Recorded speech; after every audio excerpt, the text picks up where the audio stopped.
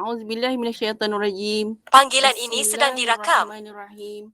Alhamdulillahirabbil alamin wassalatu wassalamu ala asyrafil anbiya'i wal mursalin wa ala alihi wa sahbihi ajma'in. Alhamdulillahilladzi hadana lihadza wa ma kunna linahtadiya laula an hadana Allah. Rabbi shrah li sadri wa yassir li amri wahlul 'uqdatam min lisani yafqahu qawli.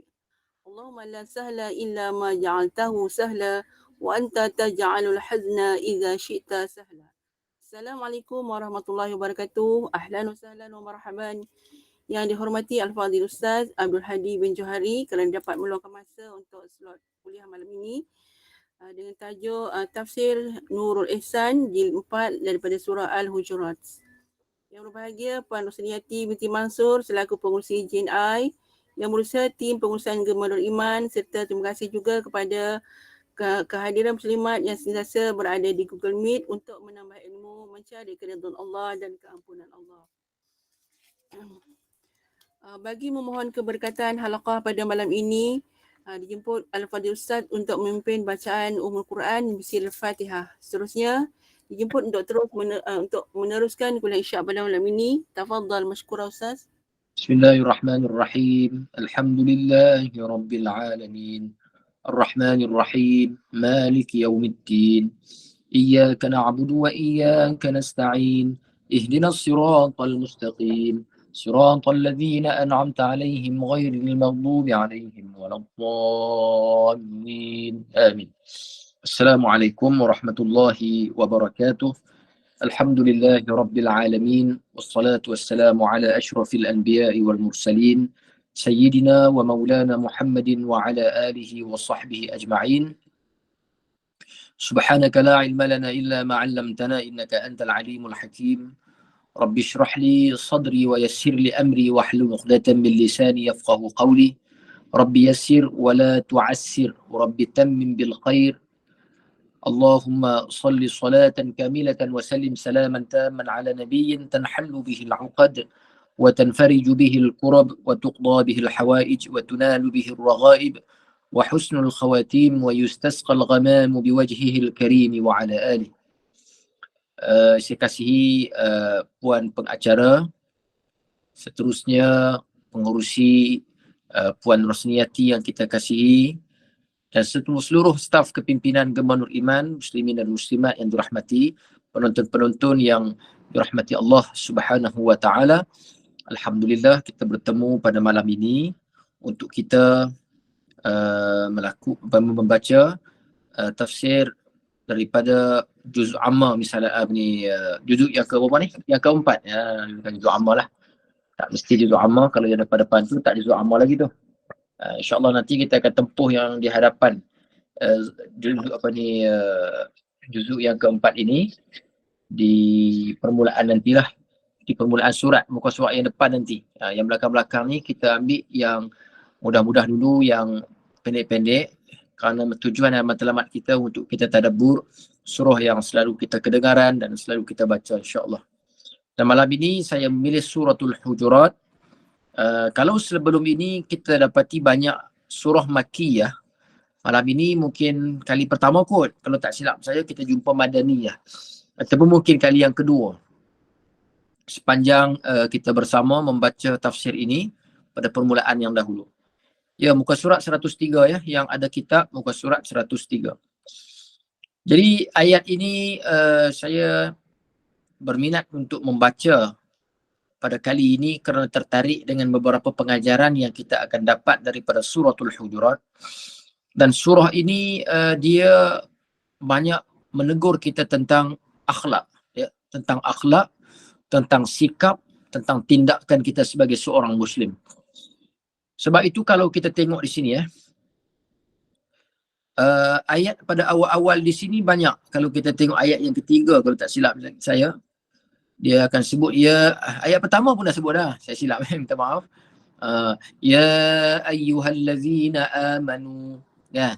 Nanti jumpa pula ayat yang seterusnya, yang ketiga, ya ayyuhallazina amanu. Jadi banyak diulang, wahai orang-orang yang beriman, wahai orang-orang yang beriman. Tapi nanti di hujung dia ayat yang hampir-hampir nak hujung dia dah Allah Ta'ala mengingatkan dengan ya ayuhan nas, wahai manusia. Permulaan ialah orang beriman, kemudian dia akan sebut nanti Allah Ta'ala sebut di hujung ayat nanti dengan ya ayuhan nas, ya, wahai manusia. 3-4 kali dia sebut ya ayyuhallazina amanu, 5 ayat kalau tak silap ya. Ada 5 ayat ya ayyuhallazina amanu.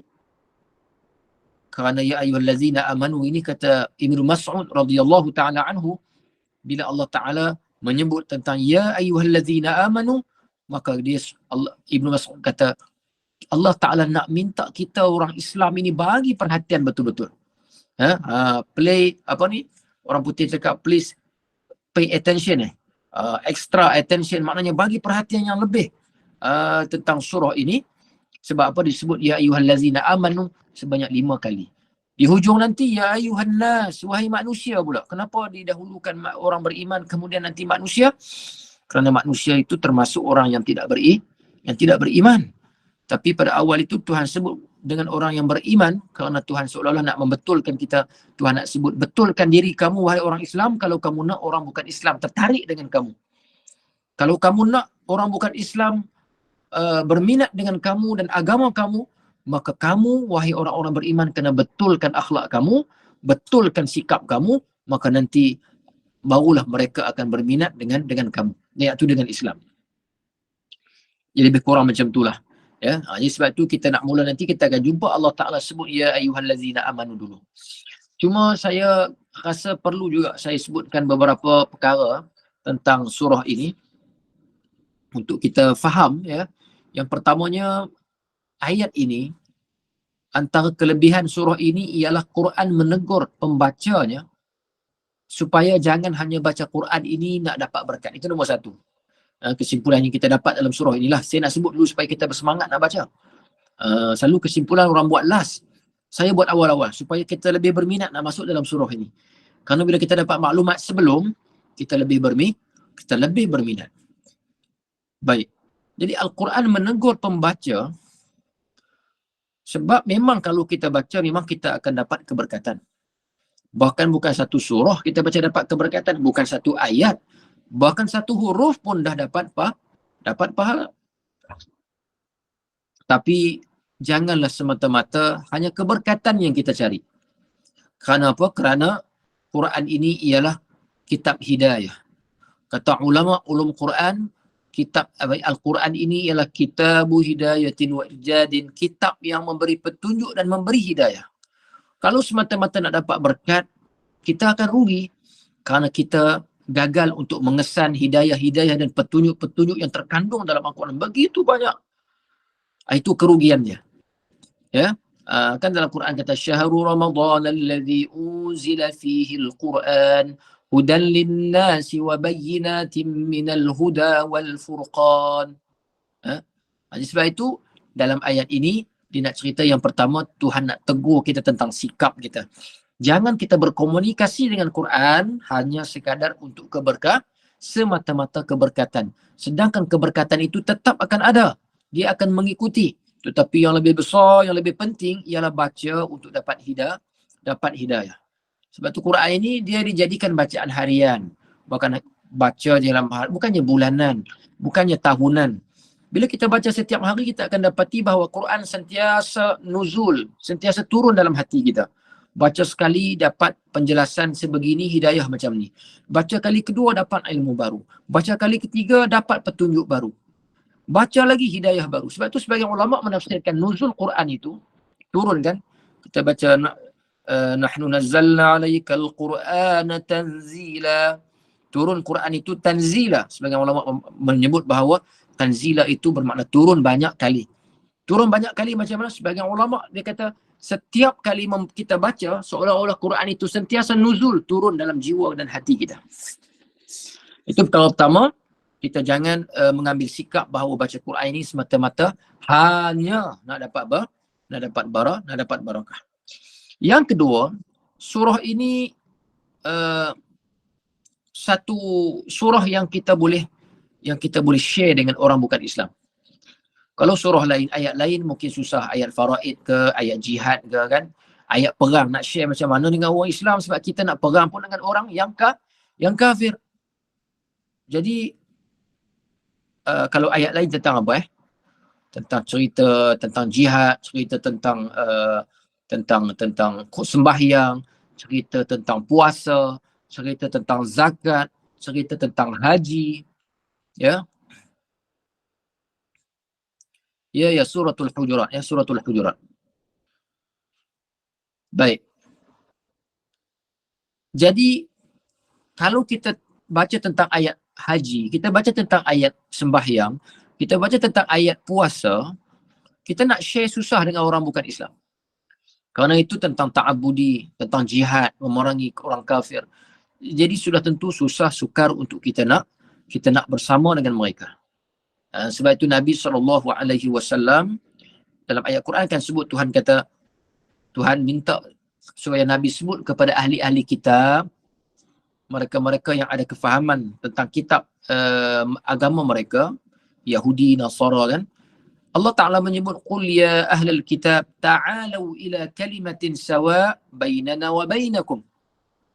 Wahai ahli kitab, datanglah, mai sini.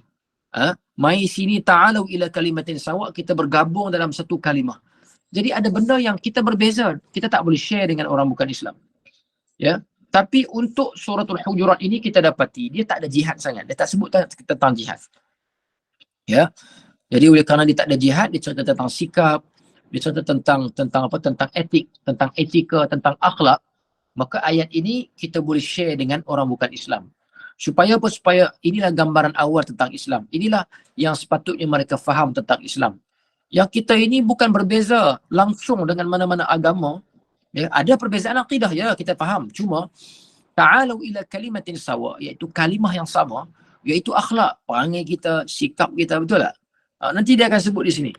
Apa teguran-teguran yang terkandung dalam Al-Quran ini, dan suratul Hujurat ini kepada kita. Baik. Sebab apa? Kalau kita dapati surah ini yang kita baca ni madaniyah. Bila madaniyah, mesti banyak tentang jihad. Mesti banyak kisah tentang perang. Ya. Tapi ayat ni dia tak sebut tentang jihad, ya, tentang perang. Jadi seolah-olah apa yang diperlukan oleh agama kita untuk ayat ini diperlukan juga untuk agama lain. Jadi kita kena cari peluang kalau kita nak dakwah orang Islam, orang bukan Islam, kita kena cari benda yang mereka boleh senang dengan kita. Ya, antaranya ialah tentang akhlak. Sebab dalam surah ni dia pesan kat kita jangan mengintip, dia pesan dekat kita jangan naik suara, pesan dekat kita jangan mengumpat. Dalam ayat ni dia cerita tabayyun. Apa-apa berita, apa-apa maklumat cek dulu, jangan terlampau laju, jangan terlampau gelojoh. Ya. Sebab kita cepat sangat hari ni.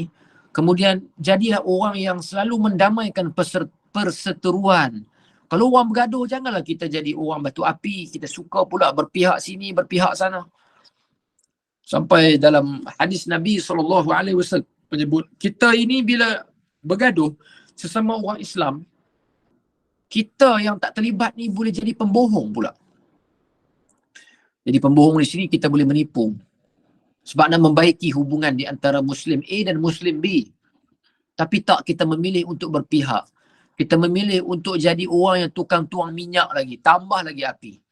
Itu namanya namimah. Namimah kan Nabi SAW sebut berjalan di satu kubur.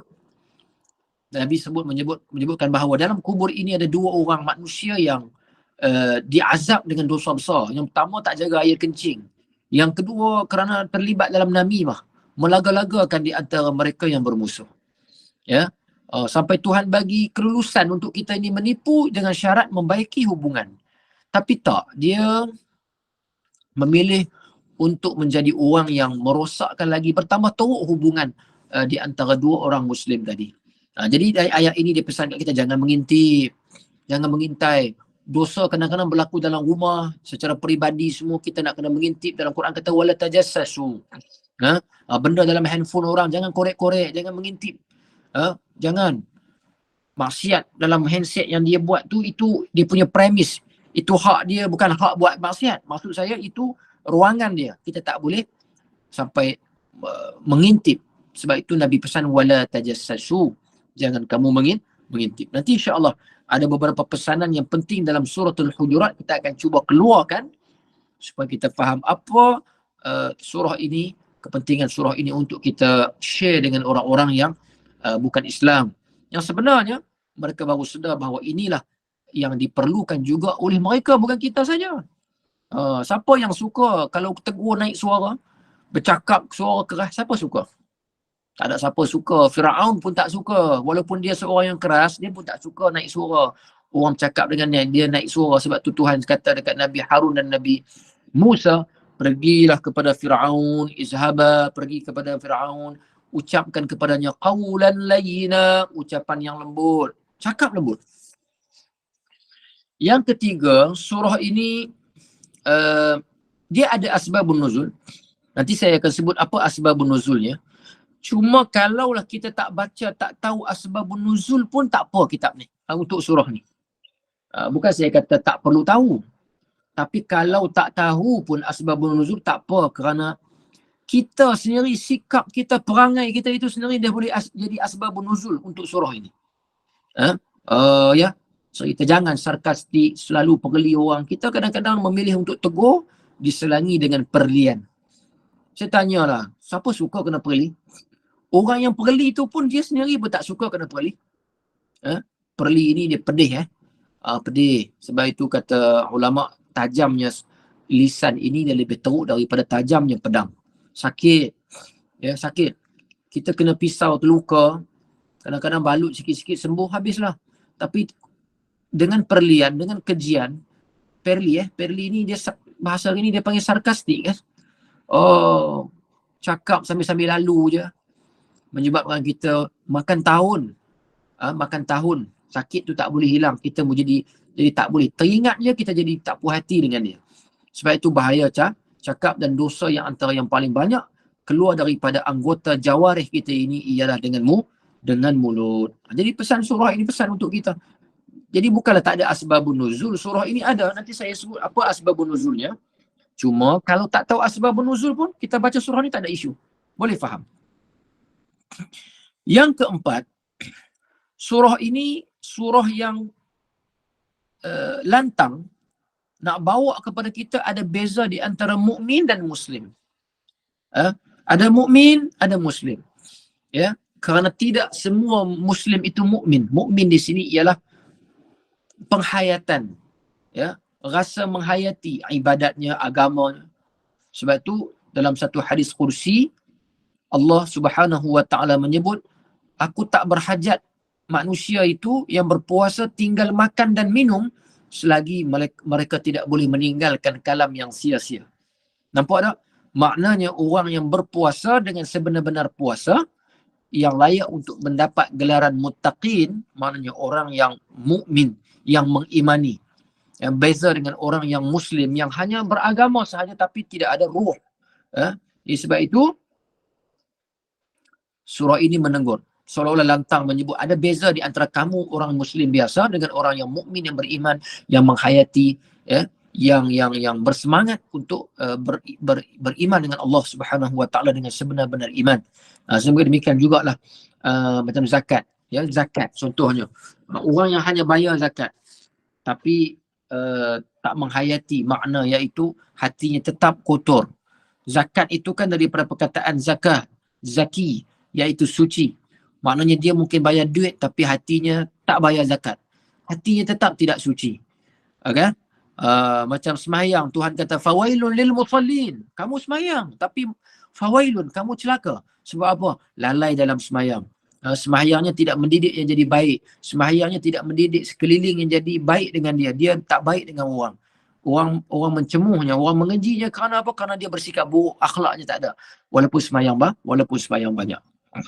Nah, jadi ini beberapa pandangan lah yang saya boleh sebut dalam surah ini. Betapa kita pentingnya tentang akhlak dan nilai. Demikian juga yang kelima saya nak sebut di sini tentang nilai Islam yang ada dalam surah ini. Nilai Islam, ya. Kita ada tradisi Islam yang kita warisi, dan juga tradisi ini ada dua, tradisi yang Islamik, ada tradisi yang tidak Islamik, ya. Dan kadang-kadang benda tu bukan tradisi Islam ataupun tradisi, tapi oleh kerana dah lama sangat buat, walaupun benda itu buruk, Lama-lama dia panggil istilah apa? Dia panggil normalisasi. Kan? Hari ni kita tengok macam-macam dah. Pening kepala kita duduk di tempat kita sendiri pun Tuhan uji kita dengan macam-macam. Sampai ada yang buat jenayah besar, buat bisnes pelacuran, buat bisnes yang berunsurkan zina, tapi diangkat-angkat oleh sebahagian manusia. Bangga pula dia.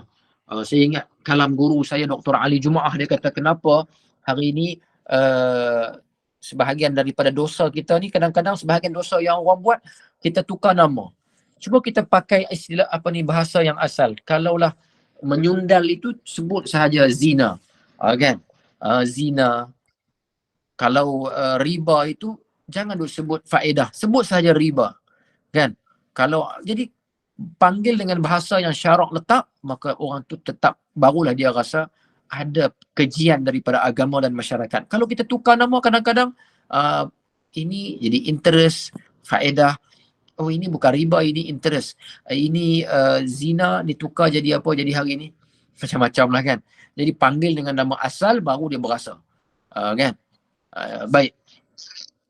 Jadi ini 5 perkara yang kita nak sebut, dan dalam kisah ini kita akan dapati bahawa walaupun sebahagian daripada masyarakat Arab yang walaupun berjubah berserban, tetapi kalau sikap tidak baik, seolah-olah Quran nak bagi tahu pakaian itu kadang-kadang tidak melambangkan pemiliknya juga memiliki akhlak yang baik.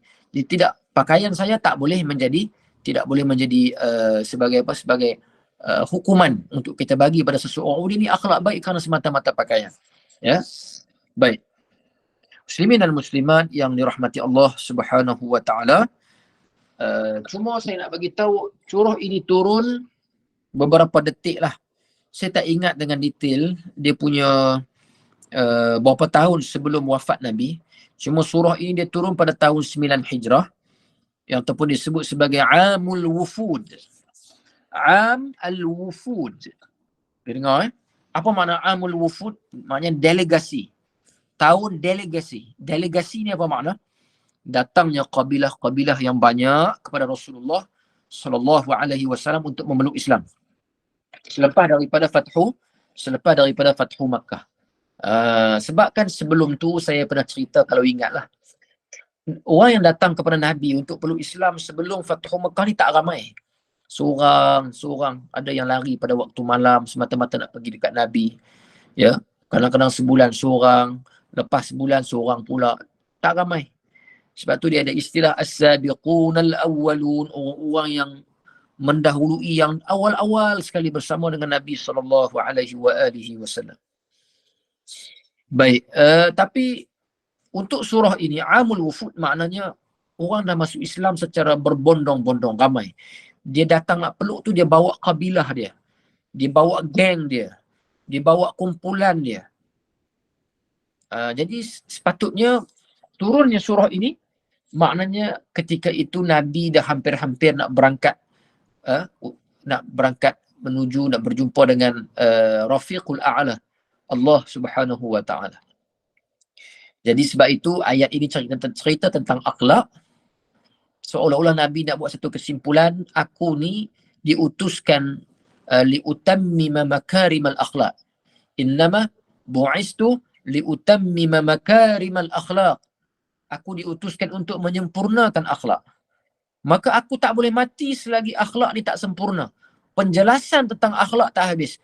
Jadi saya faham seolah-olah surah ini diturunkan sebelum Nabi wafat, seolah-olah untuk membuat kesimpulan tentang akhlak-akhlak manusia. Kerana Nabi diutuskan untuk menyempurnakan akhlak. Boleh ya?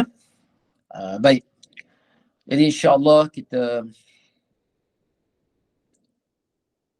saya nak cerita dulu asbabun nuzul. Kisah asbabun nuzul ni, apa makna asbabun nuzul ataupun sababun nuzul? Sebab diturunkan surah ini. Ya, sebab diturunkan surah ini. Jadi surah ini ialah apabila satu kabilah, dipanggil kabilah Bani Tamim, nak sampai untuk jumpa dengan Nabi, nak peluk agama Allah Subhanahu wa taala. Maka waktu tu Sayyidina Abu Bakar radhiyallahu taala anhu, dia mencadangkan supaya ada seorang ke dua orang sahabat yang boleh menyambut kedatangan kabilah Bani Tamim ini. supaya ada orang yang boleh sambut. Datang sambut dia. Maka Nabi Sayyidina Abu Bakar mencadangkan seorang nama sahabat untuk menjadi yang bertanggungjawab menyambut delegasi ini, al-wufud ini. Tapi Sayyidina Umar, bila Sayyidina Abu Bakar cadang, siapa yang nak sambut? Tapi saya tak ingatlah siapakah sahabat yang dicadangkan oleh Sayyidina Abu Bakar untuk menyambut kedatangan kabilah dari Bani Tamim. Tiba-tiba Sayyidina Umar membangkang ucapan Sayyidina Abu Bakar. Kerana Sayyidina Umar dia ada cadangan lain.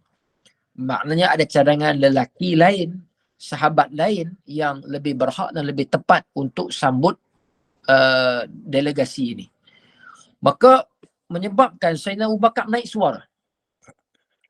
Lebih kurang dia kata, kamu ni Umar, kalau aku cadang selalu saja kamu nak bangkang aku. Semua benda aku. Lebih kurang macam tu. Mesti kamu nak bercanggah dengan aku. Mesti kamu nak berbeza dengan aku kalau aku ada cadangan. Seolah-olah macam tu. Isunya sekarang, naik suara itu berlaku di hadapan Nabi SAW. Naik berlaku kejadian ini di hadapan Nabi, sedangkan Nabi ini tidak berhak untuk kita mengangkat suara di hadapannya. Nabi adalah insan yang mengajarkan tata tertib kepada kita ini bermula daripada bermula dilahirkan. Bukan bermula daripada umur usia 40 dilantik menjadi Rasul. Sebelum itu lagi. Sebelum itu lagi kita katakan bahawa Nabi ini menjadi Rasul selama 23 tahun. Utusan Allah selama 23 tahun menyampaikan hukum, menyampaikan segala-galanya. Tetapi Rasulullah ini adalah duta akhlak sepanjang hayat. Bermula daripada kecil sehinggalah wafatnya Nabi sallallahu alaihi wasallam. Sebab itu surah ini yang pertama sekali Allah Ta'ala nak menegur sebahagian daripada kalangan sahabat yang menaikkan suara di hadapan Nabi sallallahu alaihi wasallam. Insya-Allah kita akan keluarkan nanti ada 11 perintah, 11 arahan dalam kandungan suratul Hujurat di dalam 18 ayat ini. Dalam 18 ayat ini ada 11 arahan Tuhan kepada kita berkaitan dengan akhlak. InsyaAllah kita cuba keluarkan satu-satu. Malam ni mungkin tak sempat habis. Cuma kita akan keluarkan perlahan-lahan dia punya arahan yang terkandung di dalam suratul Al-Hujurat. Hujurat ni makna apa? Bilik. Bilik. Baik. Kita baca ayat yang pertama, sekarang dah pukul 10 dah. Jadi insyaAllah saya suka kalau ada saya sempat study awal sikit, kita akan cuba carilah pengajaran-pengajaran ataupun kesimpulan-kesimpulan yang terkandung dalam surah sebelum daripada kita baca. Sebab bila kita baca kadang-kadang nak tunggu habis, dia mungkin tak semangat sikit. Bila kita sebutkan awal, maka kita jadi ternanti-nanti. Apakah yang kita sebut tadi itu, di manakah kandungannya, baru kita semangat sikit. Baik, a'udzubillahi minasyaitonirrajim. Semua ada 18 ayat. Bismillahirrahmanirrahim. Ya ayyuhallazina amanu. Nampak tak? Saya sebut tadi kan, dimulakan dengan ya ayyuhallazina amanu, wahai orang-orang beriman. Nanti ayat nak hujung-hujung sikit, dia akan ada ya ayyuhannas, wahai manusia. Sekarang saya sebut dah tadi, seolah-olah Tuhan nak menggambarkan kepada kita bahawa kamu orang Islam, ubah akhlak kamu, cantikkan akhlak kamu, kalau kamu nak mencantik, nak supaya orang lain tertarik dengan agama kamu. Ya ayyuhallazina amanu, hai segala mereka-mereka yang beriman. Beriman dengan siapa? Beriman dengan Allah dan Rasulnya. La tuqaddimu baina yadayillahi wa rasulih.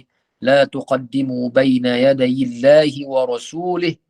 Jangan kamu dahulu antara hadapan Allah dan Rasulnya, yakni jangan kamu perbuat sesuatu kerjaan agama dengan tiada tanya Rasulullah pada masanya dan tiada ikut Quran dan hadis kemudian daripadanya. Ini arahan yang pertama, iaitu keputusan Allah dan keputusan Rasul bila dah keluar jangan ubah. Jangan ubah. Keputusan tu dia ada yang muhkamat, yang memang tak boleh ubah dah. Ada yang boleh ijtihad lagi. Tapi bila ijtihad dapat keputusan sama ada khilaf, mazhab ni kata begini, mazhab ni kata begini. Tak apalah. Jadi apa yang ulama kata itu sebenarnya murad yang Tuhan nak faham, nak bagi kita faham. Cuma kita jangan buat hukum sendiri. Bila dah kata tak boleh tu, janganlah kata tak apa kot, tak apa kot. Seolah-olah di sinilah Tuhan nak bagi tahu, jangan kamu mendahului Allah dan Rasul. Apa-apa nak buat, cuba refer tengok. Quran kata apa dalam bab ni? Nabi ada pesan apa tak dalam masalah ni? Boleh ke tak? Apa pesanan Nabi? Maka kalaulah begini keputusan Tuhan dan begini keputusan Rasul, kita kena hormat. Kita jangan ubah. Jangan dipanggil modified. Uplah. Sebagaimana pernah berlaku di zaman Bani Israel, ada seorang raja yang cuba nak kahwin dengan anak saudara sendiri. Haram hukumnya mengahwini anak saudara. Tapi oleh kerana anak saudaranya itu cantik, dia berkenan dah sekali dia nak kahwin juga. Maka bila ditanya kepada salah seorang Nabi, kalau tak silap saya Nabi Yahya ke Nabi Zakaria, boleh tak? Tak boleh, dia kata. Agama tak benarkan. Dalam kitab sebut begini-begini, Tuhan mengharamkan. Maka dia kata, tak pokok, kamu ubah sikit. Hukum tu kamu ubah, adjust. Supaya dia sesuai. Nak ubah-ubah pula. Jadi, bila Nabi tak bagi, akhirnya dibunuh Nabi itu. Ini masalah Bani Israel. Jadi di sini mereka tidak menjadikan Allah dan Rasul di hadapan. Dalam masalah duit, kadang-kadang orang bawa datang rumah kita, jumpa kita, perkenalkan satu skim. Skim tu menjanjikan pulangan yang lumayan. Dengan bayaran sekian-sekian. Kita jadi seronok sebab apa? Sebab mudah dapat duit. Tapi kalau kita teliti balik dalam akad, Quran tak bagi. Nabi tak izinkan. Sebab dia ada gharar, dia ada ketidakjelasan. Barangkali dia ada tadlis, dia ada penipuan. Barangkali dia ada riba, unsur riba. Dia ada muqamarah, ada unsur perjudian. So Tuhan kata apa dalam bab judi? Tuhan kata apa? Rasul cakap apa tentang riba? Tak boleh ni. Jadi kita akan kata saya tak boleh terima skim ini, saya tak boleh join sebab Nabi dengan Rasul tak bagi. Dengan Allah tak bagi. Itu makna la tuqaddimu baina yadayillahi wa rasulih. Tapi ramai tak yang boleh buat macam ni? Tak ramai. Saya sendiri berpesan kepada diri saya, ittaqullah, ittaqillah, bertakwalah pada Allah. Kita pesan kepada diri kita. Sebab bila datang ujian-ujian yang macam tu, kita nak letak di hadapan kita itu Tuhan dan Rasul. Maknanya Tuhan tak bagi, Rasul tak bagi. Kenapa aku nak buat Tak pokok. Sebab benda ni bukan senang nak dapat, jarang-jarang. Nampak tak? Dia sudah dah.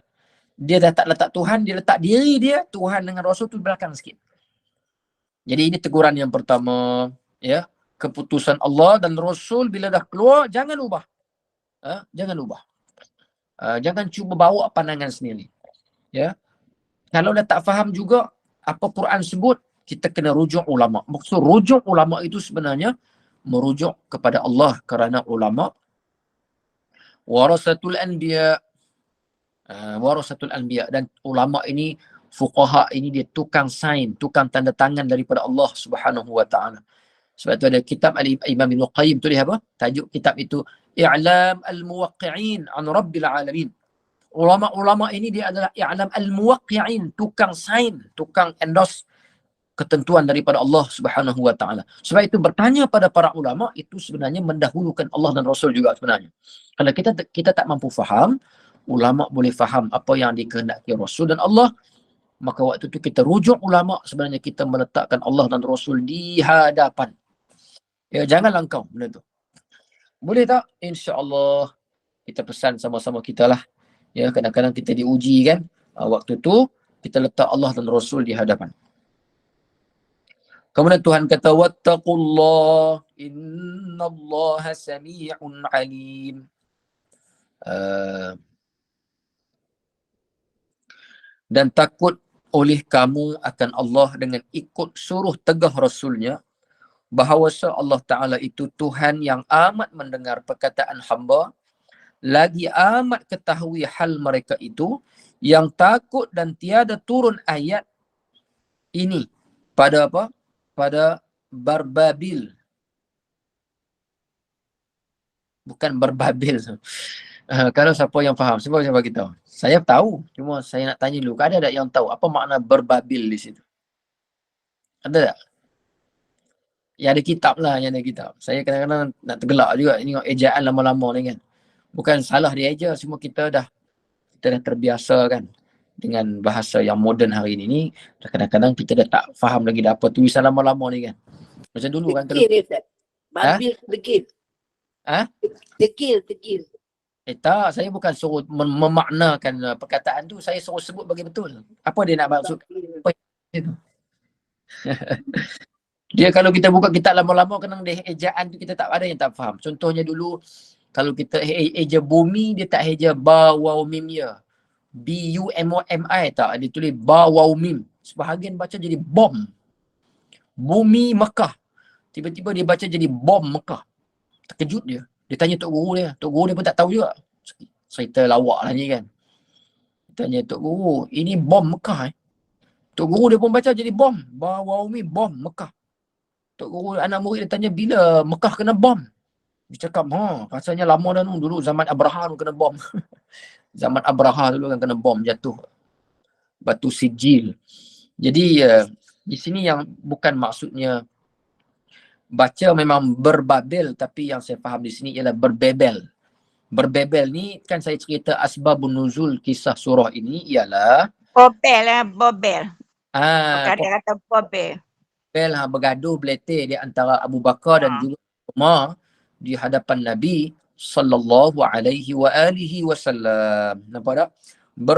Berbebel Sayyidina Abu Bakar dengan Sayyidina Umar hadapan Nabi pada taruh amir penghulu. Kaum Arab Bani Tamim datang pada Rasulullah, ni saya beritahu tadi. Jadi bila kaum Bani Tamim nak datang, dicadangkan ada siapa ditaruh, maknanya siapa yang akan sambut mereka ini, wufud al-wufd yang akan datang daripada Bani Tamim. Berbebel mereka berdua. Pada taruh amir penghulu kaum Arab Bani Tamim datang pada Rasulullah dan minta mereka itu Rasulullah taruh seorang amir atas mereka. Maka kata Abu Bakar radhiyallahu anhu, taruh Qa' bin Ma'bad. Ni ada sebut, saya tak ingat ni ada sebut. Sayyidina Abu Bakar mencadangkan Qa' bin Ma'bad atau Ma'bid. Sayyidina Umar kata, tak, kita bubuh nama lain lah. Letak nama lain yang sambut. Ini lebih layak, lebih baik. Siapa nama dia? Sayyidina Umar mencadangkan Aqra' bin Habis. Aqra' bin Habis. Sayyidina Abu Bakar pula cadang apa dia? Qa' bin Ma'bid. Maka berbebel keduanya, maka turun ayat ini, jangan kamu tetap apa kerjaan hadapan Rasul melainkan dengan izinnya, dan turun pada orang yang bercakap derah di hadapan Nabi sallallahu alaihi wasallam. Jangan, sebab Rasulullah kedudukannya tinggi.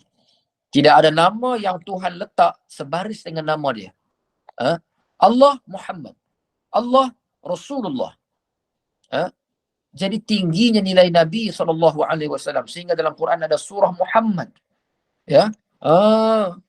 Ayat-ayat lain, surah lain semua. Kalau Ibrahim, Allah Ta'ala sebut wahai Ibrahim.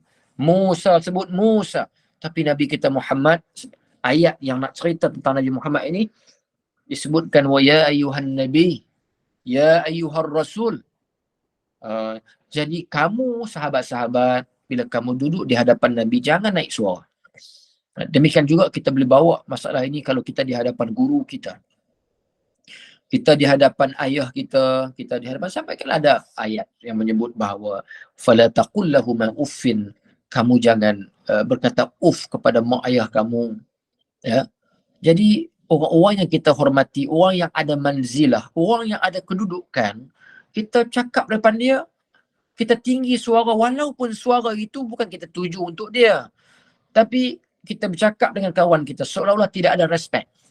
Tidak ada penghormatan. Jadi kalau nak bergaduh ke, nak bertengkar, kalaulah jauh sikit. Bincang kalau nak rasa suara nak kuat, jauh sikit. Jangan di hadapan orang-orang yang kita hormati, yang ada makanah, ada manzilah, ada kedudukan. Tambah-tambah ini Rasulullah SAW. Maka sebab itu ayat pertama kata apa? Jangan mendahulukan Rasul. Maka ayat yang kedua kita nak baca sekarang, tetap ya ayyuhallazina amanu, wahai orang-orang yang beriman. Jadi teguran yang pertama tadi apa dia? Teguran yang pertama, arahan yang pertama, jangan kamu ubah apa-apa yang telah ditetapkan oleh Allah dan Rasul. Jangan modify sampailah kamu rasa, oh sebab apa, nak menyesuaikan dengan selera kamu, hawa nafsu kamu cuba ubah, modify pelan-pelan, akhir sekali selaras. Selamat tak? Tak selamat, sebab kamu waktu tu kamu dah tak letak Tuhan, kamu dah tak letak Muhammad di depan kamu, amamak, tetapi di belakang, wara'ak, kamu dah letak di belakang kamu. Waktu tu kamu rasa mungkin kamu boleh dapat duit banyak, kamu boleh dapat pangkat segera, kamu boleh dapat laba yang banyak, tapi sebenarnya waktu tu kamu sudah hilang nilai keberkatan, kamu sudah hilang nilai ketaatan, ya, kamu sudah hilang prinsip sebenarnya. Kerana orang yang berprinsip ialah orang yang meletakkan Allah dan Rasul di hadapan. Baik, teguran yang kedua. Ya ayyuhalladzina amanu la tarfa'u aswatakum fawqa sawtin nabi. Wahai segala orang yang mukmin, jangan kamu angkat suara kamu deras. Derah. Derah ni kalau air terjun, kalau bahasa baku dia sebut derah lah. Kami orang Kedah ni sebab pengarang kuat lah. Kami suara yang kuat itu juga, kalau air yang kuat deras, itu bahasa rasmi kan. Tapi kalau suara kuat pun kami panggil derah juga. Suara yang deras, jangan deras sangat. Nak derah nak pergi mana? Kalau laju sangat bawa basikal ke bawa motor derah nak pergi mana? Derah lah sikit. Itu. Jadi macam tu jugalah, la tarfa'u aswatakum fawqa sautin nabi, wahai segala orang yang mukminin, jangan kamu angkat suara kamu deras daripada atas suara Nabi. Suara Nabi macam ni, kamu lebih daripada volume suara Nabi SAW. Tak beradab macam tu, jangan buat macam tu. Ini Nabi, ini Rasul. Ya. Teguran yang kedua. Faham teguran di sini bukan makna dengan Nabi sahaja. Ya, siapa-siapa sahaja. Macam mana saya sebutkan tadi, ya, jangan bergaduh di hadapan orang yang ada kedudukan dan manzilah, ya, jangan bergaduh, jangan angkat suara lebih. Apabila kamu bercakap dengannya, jangan cakap dengan Nabi, jangan suara kamu volume itu lebih daripada suara Nabi SAW. Wala tajharu lahu bil qawli kajahri ba'dikum li ba'd. Dan jangan kamu derah bercakap baginya Nabi dengan perkataan seperti jahar. Jahar ni lantang, kuat suara. Percakapan setengah kamu bagi setengah itu, tetapi mau perlahan-lahan, cakap dengan hudu, dengan tenang, dengan sopan, ya. Jangan cakap macam tidak ada penghormatan. Dia ada bahasa dia. Selain dari suara kena perlahan, bila kita bercakap dengan orang yang kedudukannya tinggi, ya, orang yang dihormati di hadapan Allah. Maksud orang dihormati di sini ialah dihormati maknanya ada kedudukan di hadapan Allah. Para ulama, para fuqaha, para arifin billah. Jadi yang pertama, suara tak boleh kuat. Yang kedua, kalau selain suara tak boleh kuat, kita kena memilih perkataan yang sesuai. Betul tak? Nak panggil dia, wahai tuan guru, saya nak tanya. Takkan nak panggil mu kot. Ni mu, kita nak tanya sikit ni, boleh tak? Tak boleh. Saya nak tanya sikit. Kalau orang Kedah nak tanya hang sikit, boleh tak? Tak boleh. Panggil nama dia pula kan? Tak boleh. Dia ada gelaran dia, dia ada pangkat dia. Kalau sultan kita panggil tuanku. Ya. Kalau siapa lagi, tak kisahlah. Tapi yang penting ialah ada gelaran tertentu yang menunjukkan tanda hormat. Iaitu memilih ta'bir, memilih perkataan, memilih istilah yang sesuai. Itu tanda kata kita hormat. Sama macam kita sayang seseorang, isteri kita ke, kita sayang suami kita ke, kita ada gelaran panggilan. Hari-hari yang kita hormat, kita panggil yang baik lah. Abang, sayang ke apa kan. Sayang tak boleh panggil selalu sangat, nanti dia pudar kata sebahagian kata gitu tak. Tak boleh panggil abang ke, panggil apalah. Panggil gelaran hormat ke, panggilan hormat. Tu hari tak bergaduh lah kan. Hari bergaduh, keluar habis nama yang orang panggil di kampung dia pun kita bawa juga. Biasalah. Baik. Sebab apa? Sebab memulia dan ta'zim baginya. Kerana tanda di antara cara kita menghormati manusia, menghormati seseorang, apatah lagi dia diberikan nilai oleh Allah Subhanahu Wa Taala begitu tinggi. ialah apa? Kita bercakap dengan lembut dan sopan, dengan suara itu tidak melebihi suaranya, memulia ta'zim baginya kerana apa? Kerana kita nak memulia dan membesarkannya. An tahbata a'malukum wa antum la tash'urun. Takut bahawa batal amalan kamu. Oh, bahaya tu. Menaikkan suara di hadapan Nabi SAW, maka Quran tegur sebahagian sahabat, ingat, dengan menaikkan suara lebih dari suara Nabi, maka antahbata a'malukum wa antum la tash'urun. Takut bahawa batal amalan kamu dan kamu tiada ketahui, dan turun pada orang yang memperlahan suaranya hadapan Nabi seperti Sayyidina Abu Bakar dan Umar dan lainnya radhiyallahu anhum. Ini pesanan-pesanan Al-Quran pada kita. Dapatlah pengajaran kita bahawa memang orang Arab ni Nabi nak menyempurnakan akhlak tu makan masa. Walaupun ayat ini diturunkan dah Nabi dah nak wafat, maknanya Nabi dah bagi tarbiyah ni dah lama. Tapi ada sebahagian kepincangan yang berlaku, Nabi nak kena betulkan sikit-sikit lagi. Betulkan sikit-sikit lagi. Antaranya apa? Antaranya bab suara dan sebagainya. Nanti kita akan jangan Quran tegur lagi. Antaranya tajassus, antaranya lagi tabayyun, ya. Dan berbagai lagi kita akan cuba dapati dalam surah ini. InsyaAllah ta'ala. Batal pahala. Batal pahala. Antaranya boleh batal amalan kamu yang kamu buat, boleh batal kerana apa? Menaikkan suara di hadapan Nabi SAW. Sebab tu kalau kita tengok anak ni, kalau dia baik, cerdik, tahu setara mana pun, kalau dia tak hormat mak ayah dia, risau kita. Sembayang banyak pun kalau akhlak dengan mak ayah dia tak jaga, risau kita.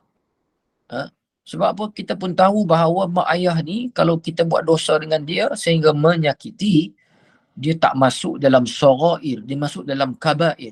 Jadi boleh habis, pahala-pahala tu boleh hilang, amalan-amalan tu boleh hilang. Ufin ataupun menaikkan suara pun sama. Jadi sebab tu kita bimbang. Sebab tu akhlak ini satu penekanan yang besar dalam agama. Dan pesan dalam Quran ni banyak, dari mulai Al-Fatihah sampailah surah yang terhujung sekali dalam Quran.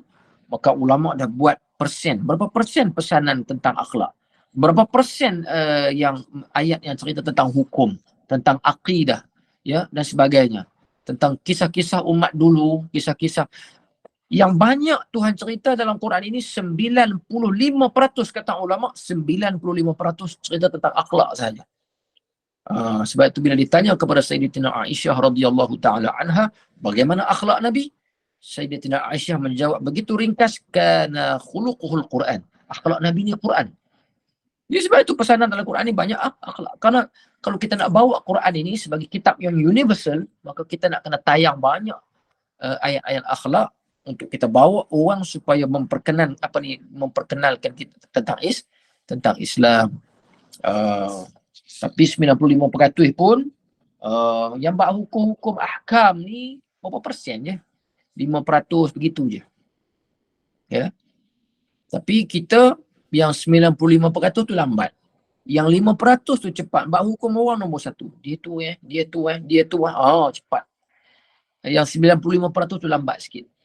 Jadi sebab itu susah orang nak tertarik dengan Islam masa kini kerana sikap. Tak payahlah kata orang awam, saya sendiri menegur diri saya. Kadang-kadang para asatizah pun bergaduh. Pagi, petang, siang, malam. Bergaduh je di Facebook, bergaduh. Pening lah. Orang awam pun tak tahu dah. Bab ni nak bergaduh. Bab ni nak bincang di publik. Dan akhirnya orang jadi keliru. Ini masalah. Kita susah juga. Jadi mudah-mudahan lah. Kalau ada apa-apa, saya sendiri boleh menerima teguran. Tegur lah. Ustaz ni begini-begini. InsyaAllah. Ayat yang seterusnya dan ayat yang terakhir pada malam ini, saya minta izin malam ni kita baca suratul Mulk, kemudian kita tutup majlis. Kalau saya sakit belakang, sakit pinggang, saya semalam lagi. Tak boleh duduk lama-lama. Dia fikir juga tadi nak buat kelas sambil tidur. Ni tak beradab pula kan. Dah hari ni baca tentang akhlak. Saya buat kelas sambil tidur pula. Innal ladzina yaghudduna aswatahum 'inda rasulillahi ulaika alladzina imtahana Allahu qulubahum littaqwa. Insya-Allah sedap Bahawa bukan suara saya sedap. Saya kata perasan pula tak ni. Ayat Quran ni sedap kita baca. bahawa segala mereka-mereka yang memperlahan mereka itu akan suara mereka itu pada sisi Rasulullah sallallahu alaihi wasallam itu, mereka itulah segala mereka yang telah imtihan, cuba buka meluas Allah akan segala hati mereka itu bagi junjung jalan-jalan takut Allah. Jadi maknanya penghormatan kepada Rasul, maknanya penghormatan pada Allah Subhanahu wa taala. Sampai tahap tu Nabi itu kedudukan dia. Sebab tu disebutkan siapa yang yaghudduna aswatahum, merendahkan suaranya di sisi Rasulullah, mereka ini apa dia? Ulaika allazina imtahanallahu qulubahum littaqwa. Maknanya mereka ini orang yang takut Tuhan. Takwa kan takut Tuhan. Maknanya orang yang merendahkan suara di hadapan Nabi, maknanya dia orang yang takut Tuhan. Siapa yang angkat suara di hadapan Nabi, dia tak takut dengan Tuhan. Boleh jatuh martabat dia sebagai hamba yang bertakwa pada Allah Subhanahu wa taala. Sampai sedemikian ditegur. Jadi demikian jugalah maknanya kita ambil ciri umum untuk ayat 1, 2, 3 ini ialah yang pertama tentang arahan Allah, jangan kita mendahului Rasulullah dan Allah. Yang keduanya, jangan kita menaikkan suara. Dua-dua ada makna melebihkan. Tadi melebihkan diri kita sendiri. Yang kedua, melebihkan suara di hadapan Allah, di hadapan Rasulullah sallallahu alaihi wasallam. Maknanya menunjukkan su'al adab, buruknya adab di hadapan Rasulullah sallallahu alaihi wasallam. Baik, nanti kita sambung pada minggu depan. Saya nak baca surah Al-Mulk, kemudian kita buat hebahan untuk esok punya program. Saya minta izin malam ni tak boleh nak berlama-lama. Saya sakit pinggang. Saya pun tak tahu sebab apa sakit pinggang. Tak buat apa pun. Tak buat benda berat pun. Jadi tak boleh nak duduk lama. Baik, insyaAllah kita sama-sama membaca suratul Mulk. Boleh Boleh share di skrin kalau boleh. Senang kerja saya sikit. Tak perlu nak ambil Quran. Lama dah baca. Saya tak hafal-hafal lagi surah ni. InsyaAllah. Jadi saya lama-lama baca nanti dia terhafal sendiri. Allah. Catat dulu. Baik, a'udzu billahi minasyaitonir rajim. Dehydrated maknanya kurang minum air ke maksudnya? Saya rasa betul lah masalah minum kurang. Saya 3-4 hari ni saya kurang minum air dan sakit pinggang, ya. Boleh jadi. Terima kasih. Tu saya belilah air mineral tadi yang mahal sekali. A'udzu billahi minasyaitonir rajim. Bismillahirrahmanirrahim. Tabarakalladzi biyadihil mulku wa huwa ala kulli syai'in qadir. Alladzi khalaqal mauta wal hayata liyabluwakum ayyukum ahsanu amala wa huwal azizul ghafur. Alladzi khalaqa sab'a samawati tibaqa ma tara fi khalqir rahmani min tafawut farji'il basara hal tara min futur. ثم ارجع البصر كرتين ينقلب إليك البصر خاسئا وهو حسير ولقد زينا السماء الدنيا بمصابيح وجعلناها رجوما للشياطين وأعتدنا لهم عذاب السعير وللذين كفروا بربهم عذاب جهنم وبئس المصير إذا ألقوا فيها سمعوا لها شهيقا وهي تفور تكاد تميز من الغيظ كلما ألقي فيها فوج سألهم خزنتها ألم يأتكم نذير قالوا بلى قد جاءنا نذير فكذبنا وقلنا ما نزل الله من شيء إن أنتم إلا في ضلال كبير وقالوا لو كنا نسمع أو نعقل ما كنا في أصحاب السعير فاعترفوا بذنبهم فسحقا لأصحاب السعير إن الذين يخشون ربهم بالغيب لهم مغفرة وأجر كبير وأسروا قولكم أو اجهروا به إنه عليم بذات الصدور ألا يعلم من خلق وهو اللطيف الخبير والذي جعل لكم الأرض ذلولا فامشوا في مناكبها وكلوا من رزقه وإليه النشور. أأمنتم من في السماء أن يخسف بكم الأرض فإذا هي تمور أم